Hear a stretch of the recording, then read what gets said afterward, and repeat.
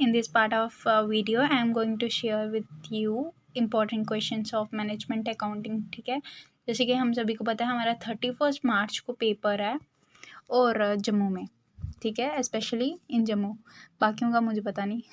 Okay ठीक है, तो हमारे इंपॉर्टेंट क्वेश्चन थ्योरेटिकल में हमें कौन कौन से पढ़ने हैं। सबसे पहले कैश फ्लो और फंड फ्लो स्टेटमेंट, इसका डिफरेंस पढ़ना बहुत ही ज़्यादा इंपॉर्टेंट है। ठीक है, और आपको पेपर किस तरीके का अटैम्प्ट करना है, इस तरीके का पेपर अटैम्प्ट करना है थ्योरेटिकल का, जिस पे आप ज़्यादा डीपली जो है थ्योरेटिकल को इलेबोरेशन दो अपने क्वेश्चन को। ठीक है, क्योंकि आपको पता है ये तो मार्क्स देंगे नहीं, तो आपको कुछ ज़्यादा आपको एफर्ट्स लगाने पड़ेंगे कहाँ पर, थ्योरेटिकल पे।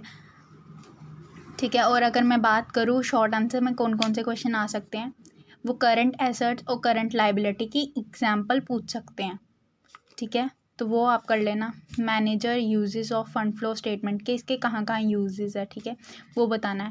ये वन मार्क्स की आपको वो आ सकता है, क्वेश्चन आ सकता है, कैश इक्विवेलेंट क्या होता है। ठीक है, और इस पे आपको दो एग्जांपल्स देनी है, ऑपरेटिंग, फाइनेंसिंग और इन्वेस्टिंग एक्टिविटीज़ की। यह आपका था चैप्टर 3। अगर जो बच्चे ये वाला चैप्टर प्रिपेयर कर रहे हैं तो उनके लिए ये थ्योरेटिकल पढ़ना काफ़ी ज़्यादा इंपॉर्टेंट है, क्योंकि यही मेन है, इसके अलावा आपको कुछ भी नहीं पढ़ना है।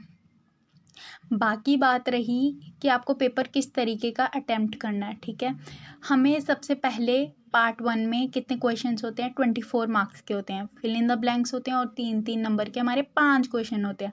अगर आपको कॉन्फिडेंस है कि आपको थ्योरेटिकल सब कुछ आता है, ठीक है, और फिल इन द ब्लैंक्स आप कर सकते हो, तो ही अटेम्प्ट करना। वो सारे मिलाकर आपके 24 मार्क्स के हो जाएंगे। पेपर आपको कितना अटेम्प्ट करना है, सिर्फ 80%। ठीक है, और बाकी पार्ट 2 में फिर आपको क्या करना है, अगर जैसे कि आप कैश फ्लो का प्रैक्टिकल आपको बहुत अच्छे से आता है और थ्योरेटिकल भी आता है।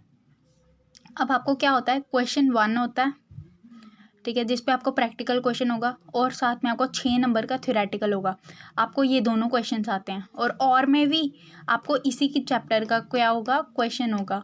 तो आपको अगर वो भी आपको आता है तो वो भी अच्छी बात है, और थ्योरेटिकल भी होगा उसके साथ, तो आप पूरा ये करोगे तो 24 ये कितने हो गए, आपने 3 क्वेश्चन कर दिए। एक पार्ट 1 का कर दिया आपने 24, fill in the blanks plus आपके वो जो 3 नंबर के 5 क्वेश्चन होते हैं वो अटेम्प्ट कर लिया, और आपने ये वाला कर दिए, कैश फ्लो के प्रैक्टिकल 2 कर दिए और थ्योरेटिकल 2 कर दिए, तो आपके ऑटोमेटिकली 24 × 3 आप कर दोगे, तो आपका कुछ नियर बाय 80% हो ही जाएगा कवर।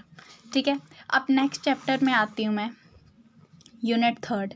अगर जिन बच्चों को वेरिएबल कॉस्टिंग वगैरह आती है, सबसे पहले इस पे लॉन्ग आंसर आपको क्या पढ़ना है, डिफरेंस बिटवीन मार्जिनल और मार्जिनल को हम वेरिएबल भी बोलते हैं, ये बात याद रखना। आपको फिल इन द ब्लैंक्स आ सकता है, और एब्जॉर्प्शन में जो है डिफरेंस क्या है।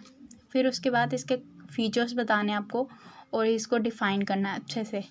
लिमिटेशन पूछ सकते हैं आपसे मैनेजर कॉस्टिंग के। अब ये नहीं है कि आप लिमिटेशन डायरेक्ट लिख रहे हो, नहीं, हमें क्या देना है, इलेबोरेशन अच्छा देना। मैंने पहले ही बोला, क्योंकि मार्क्स आपको थ्योरेटिकल में कभी भी नहीं मिलते, तो आपको कुछ ना कुछ दिमाग लगाना पड़ेगा। पहले डिफ़ाइन करो उसको अच्छे से, देन लिमिटेशंस पर आओ। ठीक है, बाकी बात रही फीचर्स पूछ सकते हैं आपसे, वो डेफिनेशन पूछ सकते हैं 1 नंबर की, और आगे आपका चैप्टर 7 जो कि इसी के साथ आपका। ठीक है, अब इस पे आपसे पूछ सकते हैं cost value system analysis and break even analysis. इस पे आपको सिर्फ डिफाइंस लर्न करनी है, आपको यही आएंगी पेपर में। ठीक है, यूनिट 3 है आपका, और ये वाली अगर आप इसका प्रैक्टिकल अच्छे से आता है आपको, तो ही ये वाला चैप्टर अटेम्प्ट करना आप। ठीक है, नेक्स्ट हमारा ओके, ये हमारा कुछ अब ख़त्म ही होने वाला है। Yes, okay, standard costing. सबसे पहले इसका आपको क्या करना है, कंपोनेंट्स कर लेने हैं ऑफ मटेरियल एंड वेरिएबल। अब आप सोच रहे होंगे कि इसके क्या हैं, मटेरियल क्या आपने वो पढ़े हैं, material price variance, cost variance, और इसका यूजेज, और इसका भी वही है, labour cost, labour price, labour usage. उसकी फॉर्मूला भी उसका देना है पेपर में, और उसको अच्छे से एलेबोरेशन देना है। ओके, और इसका आ गया types of variance used in standard costing. इस पर पूरा आपको लिखना है, इस पर पूरा लिखोगे ना तो वो मतलब कि काफ़ी ज़्यादा प्रेजेंटेशन काफ़ी अच्छी बनेगी आपकी, और इस पर शॉर्ट में आपको ये आ सकता है। अब इस पर क्या लिखना है आपको, इस पर सिंपल आपको फॉर्मूले को क्या है, डेफिनेशन में कन्वर्ट करना है, देन आपको फॉर्मूला भी क्या करना है, मेंशन करना है, ताकि आपके जो मार्क्स हैं वो अच्छे आएँ। ओके, और इसका प्रैक्टिकल सबसे ईजीएस्ट है। जिन बच्चों ने अभी तक कवर नहीं किया वो कर लो, ये सबसे बेस्ट है और काफ़ी ज़्यादा मतलब कि गेन हो सकता है आपकी स्कोर्स की, अगर मैं बात करूँ। ठीक है, आगे बजटरी कंट्रोल। बजटरी कंट्रोल क्या होता है कि बजट को किस तरीके से कंट्रोल कर सकते हो। अब इसके फीचर्स क्या हैं, फीचर्स मतलब इसकी इंपॉर्टेंस क्या है, इसके लाइक पर्पस क्या है, इसका कैसे हम अचीव कर सकते हैं, गुड बजटरी कैसे हो सकता है हमारा, वो वाला क्वेश्चन आ सकता है।